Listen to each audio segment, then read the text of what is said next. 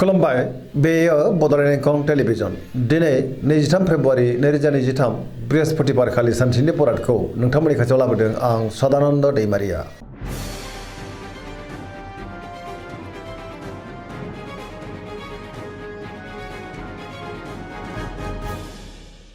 सिगां फरायनो लादों मेष राशि गिबि हांखो अ ल दिनैनि साना जोबोर मोजां गोसोखौ दिनै जोबोर गोजोननाय मोनगोन जेरावबो जाफुंसारगोन जेनिबो आंखाल जानाय नङा बहाबा दावबायनो एबा हान्थिनो खाबु मोननो हागौ आरो मोजाङैनो हान्थिनोबो हागोन सिगांनि बयबो आद्रा खामानिखौ दिनै मावफुंनो हागोन देहाया मोजाङै थागोन अब्लाबो नाथाय जानाय लोंनायाव सांग्रां जानांगोन सोरबा लोगोनिफ्राय मोजां खौरां मोननोबो हागौ रांखावरियाव मोजां बेफार फालांगियावबो मोजां होनजायो आयाबो दिनै बांनो हागौ गुबुननि थाखाय गोबां मोजां खामानि मावनानै होनोबो हागोन सोरबा लोगोनिफ्राय हेफाजाबबो मोननो हागौ न'खराव दिनै अनलायनाय फैगोन बिदा फंबायजों मोजां सोमोन्दो थागोन आरो बिमा बिफानि अननायफोरखौ मोननो हागौ गुबुननि गोसोखौ गोरलैयैनो बोनोबो हागोन गोसोनि बोलोआ बांगोन समाजाव बयजोंबो मान होजागोन सेंग्रा सिख्लाफ्रा जोबोर खुसि जागोन गोसोआ दिनै जोबोर रमान्टिकबो जागोन गोसोनि साननायखौ फोरमायलायनोबो हागोन पजिटिभ एनार्जिनि गोहोम गोग्लैगोन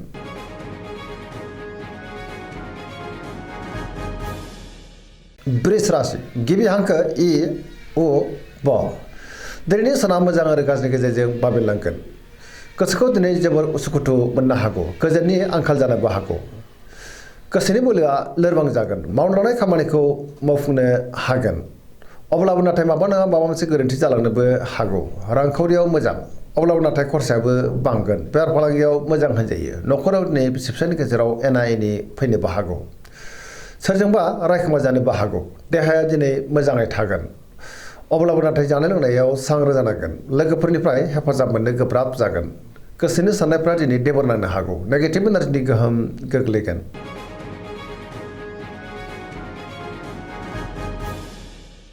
मिथुन राशि गिबि हांखो क स दिनैनि साना जोबोर मोजां पजिटिभ एनार्जिनि गोहोम गोग्लैगोन मोनफ्रोमबो बिथिङाव जाफुंसारनो हागोन गियाननि आंखाल जानाय नङा गोसोआ दिनै जोबोर खुसि जागोन लाइमोनफ्रा जोबोर रमान्टिक जागोन आरो गावबा गावनि गोसोनि साननायखौ फोरमायलायनोबो हागोन देहाया दिनै मोजाङै थागोन रांखावरियाव मोजां बेफार फालांगियावबो दिनै जोबोर मोजां मुलाम्फा मोनगोन न'खराव अनलायनाय फैगोन समाजावबो मान मोनगोन गोसोनि बोलोआ बांगोन मावनो लानाय खामानिखौ थि समावनो आरो गोरलैयैनो मावफुंनो हानानै गोसोआ दिनै जोबोर खुसि जागोन सोरबा लोगोनिफ्राय मोजां खौरां फैनोबो हागौ सोरजोंबा बाख्नाय जानोबो हागौ गुबुनजों दिनै मोजां सोमोन्दो लाखिनोबो रोंगोन सेंग्रा सिख्लाफ्रा जोबोर रमान्टिक जागोन आरो गोसोनि साननायखौ फोरमायलायनोबो हागोन पजिटिभ एनार्जिनि गोहोम गोग्लैगोन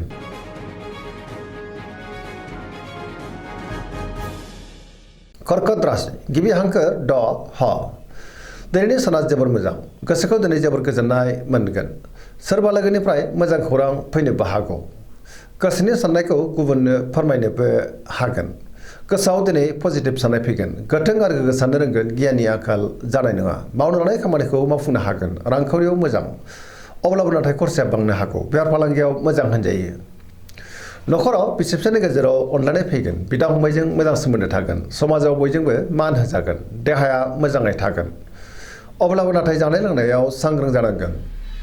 गुबुननि थाखाय गोबां मोजां खामानि मावनानै होनोबो हागोन समाजाव दिनै बयजोंबो मान होजागोन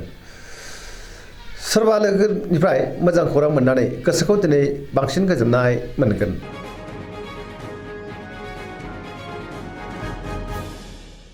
सिंह राशि गिबि हांखो म ट दिनैनि साना बारा मोजां नङा गोसोखौ दिनै जोबोर गुलाय गुजाय मोनगोन मावनो लानाय खामानिखौ थि समावनो मावफुंनो गोब्राब जागोन माबा नङा माबा मोनसे हेंथा फैनोबो हागौ गोसोनि साननायफ्रा दिनै देबर नांगोन बहाबा थाङोब्ला दिनै लामा सामायाव सांग्रां जानांगोन रांखावरियाव मोजां अब्लाबो नाथाय खरसाया बांनो हागौ बेफार फालांगियाव मोजां होनजायो देहाया दिनै बारा मोजां थानाय नङा जानाय लोंनायाव सांग्रां जानांगोन गोबां रोखोमनि देहायारि जेंनाजों मोगा मोगि जानांनोबो हागौ न'खराव अनलायनाय फैगोन समाजाव मान मोनगोन गुबुननि गोसोखौ बोनो हागोन अब्लाबो नाथाय नेगेटिभ एनार्जिनि गोहोम गोग्लैनोबो हागौ सांग्रां जानाया गाहाम लाइमोनफ्रा दिनै जोबोर रमान्टिक जागोन आरो गावबा गावनि गोसोनि साननायखौ फोरमायलायनोबो हागोन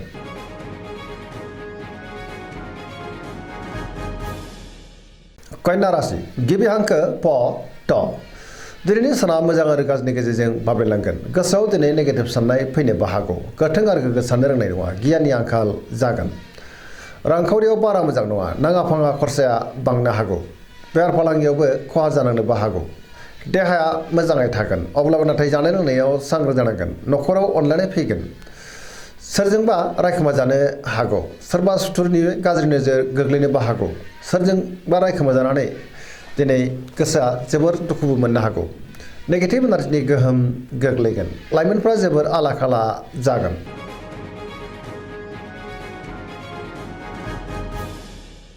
तुला राशि गिबि हांखो र ट दिनैनि साना मोजां आरो गाज्रिनि गेजेरजों बाबेलांगोन गुबुननि थाखाय नाङा फाङा जेंनायाव गोग्लैनांनोबो हागौ गोसोनि बोलोआ लोरबां जागोन गोसोनि साननायफोरा देबर नांनोबो हागौ मावनो लानाय खामानिखौ मावफुंनो गोब्राब जागोन देहाया मोजाङै थागोन अब्लाबो नाथाय जानाय लोंनायाव सांग्रां जानांगोन न'खराव बिसि फिसायनि गेजेराव अनलायनाय फैगोन बिदा फंबायजों दिनै मोजां सोमोन्दो थागोन समाजाव मान हानि जानांनोबो हागौ बेफार फालांगियाव दिनै मोजां होनजायो गुबुननि गोसोखौ बोनो गोब्राब जागोन सोरबा लोगोनिफ्राय हरखाबै गाज्रि खौरांबो फैनो हागौ गोदान थांखि लानो हानाय नङा सेंग्रा सिख्लाफ्रा जोबोर आला खाला जागोन आरो नेगेटिभ एनार्जिनि गोहोम गोग्लैनोबो हागौ सांग्रां जानाया गाहाम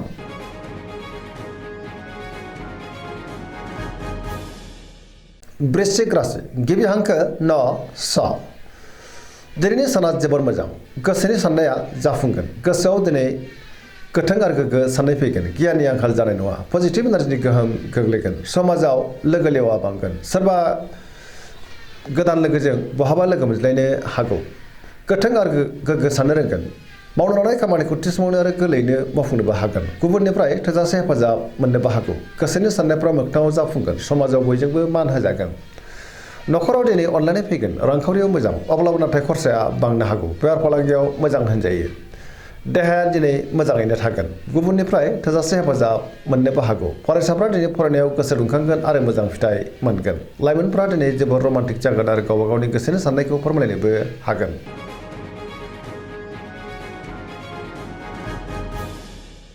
धनु राशि गिबि हांखो ध फ भ दिनैनि साना मोजां आरो गाज्रिनि गेजेरजों बाबेलांनो हागौ गोसोआ दिनै जोबोर गुलाय गुजाय जागोन नेगेटिभ एनार्जिनि गोहोम गोग्लैनो हागौ मावनो लानाय खामानिखौ मावफुंनायाव माबा नङा माबा मोनसे हेंथा फैनोबो हागौ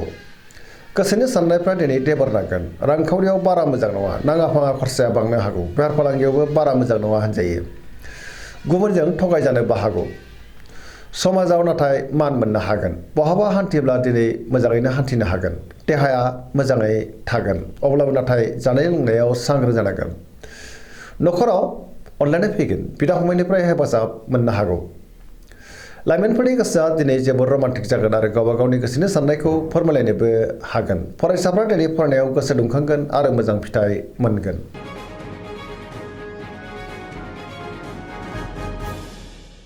मकर राशि गिबि हांखो ख ज दिनैनि साना जोबोर मोजां गोसोखौ दिनै जोबोर गोजोननाय मोनगोन गुबुननि थाखाय गोबां मोजां खामानि मावनानै होनोबो हागोन मावनो लानाय खामानिखौ थि समावनो मावफुंनो हागोन रांखावरियाव मोजां अब्लाबो नाथाय खरसायाबो बांगोन बेफार फालांगियाव मोजां होनजायो गोसोखौ जोबोर गोजोननाय मोनगोन गोबां मुंदांखा सुबुंजों दिनै लोगो मोनज्लायनोबो हागौ गुबुनजों मोजां सोमोन्दो लाखिनोबो रोंगोन मोनफ्रोमबो खामानिखौ दिनै गोरलैयैनो मावफुंलांनो हागोन गोदान खामानियाव आखाइ होजेननोबो हागोन न'खराव दिनै बिदा फंबायनि गेजेराव मोजां सोमोन्दो थागोन आरो अनलायनायबो फैगोन सेंग्रा सिख्लाफ्रा गावबा गावनि गोसोनि साननायखौ फोरमायलायनोबो हागोन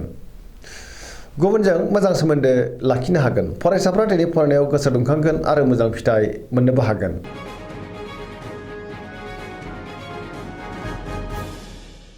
कुम्भ राशि गिबि हांखो ग स दिनैनि साना मोजां आरो गाज्रिनि गेजेरजों बाबेलांनो हागौ गोसोआ दिनै जोबोर उसुखुथु जागोन मावनो लानाय खामानिखौ मावफुंनो गोब्राब जागोन माबा नङा माबा मोनसे हेंथा फैनोबो हागौ गोसोआव नेगेटिभ साननाय फैगोन समाजाव मान मोनगोन गोबां मुंदांखा सुबुंजों दिनै लोगो मोनज्लायनोबो हागौ रांखावरियाव बारा मोजां नङा नाङा फाङा खरसाया बांगोन बेफार फालांगियावबो बारा मोजां नङा देहाया दिनै बारा मोजां थानाय नङा गोबां रोखोमनि देहायारि जेंनाजों मोगा मोगि जानांगोन न'खराव अनलायनाय फैनो हागौ गुबुननिफ्राय हेफाजाब मोनगोन बहाबा दावबायनो एबा हान्थिनो खाबु मोनगोन आरो मोजाङैनो हान्थिनोबो हागोन अब्लाबो नाथाय नेगेटिभ एनार्जिनि गोहोम गोग्लैनो हागौ। फरायसाफ्रा दिनै फरायनायाव गोसो दुंखांगोन आरो मोजां फिथाइ मोनगोन। धोरोमारि बिथिङावबो गोसो दुंखांगोन।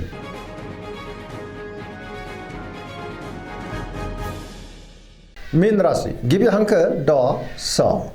दिनैनि साना जोबोर मोजां। गुबुननि थाखाय गोबां मोजां खामानि मावनानै होनोबो हागोन। सोरजोंबा बाख्नाय जानो हागौ। गोसोनि बोलोआ बांगोन। गावनि गोसोनि साननायखौ दिनै गुबुननो फोरमायनोबो हागोन। देहायाबो मोजाङैनो थागोन। रांखावरियाव मोजां, अब्लाबो नाथाय खरसाया बांनो हागौ। बेफार फालांगियाव मोजां होनजायो। गुबुनजों मोजां सोमोन्दो लाखिनोबो हागोन। सोरजोंबा बाख्नाय जानो हागौ। सेंग्रा सिख्लाफोरा दिनै जोबोर रमान्टिक जागोन आरो गावबा गावनि गोसोनि साननायखौ फोरमायलायनोबो हागोन। पजिटिभ एनार्जिनि गोहोम गोग्लैगोन। पजिटिभ साननो रोंगोन। गियाननि आंखाल जानाय नङा। फरायसाफ्रा दिनै फरायनायाव गोसो दुंखांगोन आरो मोजां फिथाइ मोनगोन। पजिटिभ एनार्जिनि गोहोमबो गोग्लैनो हागौ। दिनैनि राशि फरायथिना एसेनोसै। जोबनायाव बेखौनो खावलायो जाहाथे नोंथांमोना सानफ्रामबो जोंनि बे बड'लेण्ड इंखं टेलिभिजनखौ नायबाय थायो आरो साबस्क्राइब खालामो, लोगोसे लाइक खालामो आरो शेयार खालामो। एसेनोसै, गोजोन्थों।